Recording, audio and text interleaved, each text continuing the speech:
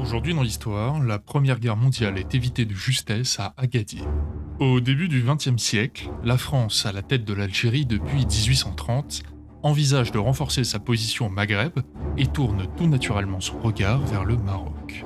Ce royaume est alors l'un des derniers pays non colonisés d'Afrique et suscite, de fait, la convoitise des puissances européennes, en tête desquelles la France, mais aussi l'Allemagne, qui considère avoir un retard à rattraper sur ses colonies. Depuis 1905 et la crise de Tanger, l'Allemagne et la France se partagent une influence sur le Maroc.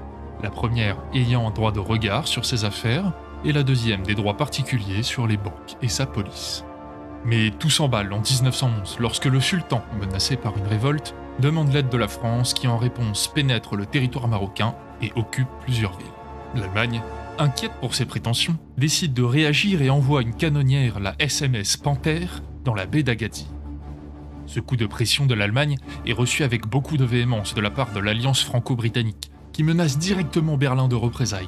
Heureusement, les gouvernements vont choisir de se mettre à la table des négociations et un traité sera signé le 4 novembre 1911 pour satisfaire les deux parties. L'Allemagne cédera ses revendications sur le Maroc à la France, qui aura alors les mains libres pour établir un protectorat l'année suivante, en échange de quoi l'empire colonial français cédera 272 000 km² de territoire en Afrique équatoriale, au Gabon et au Congo, au profit du Cameroun allemand.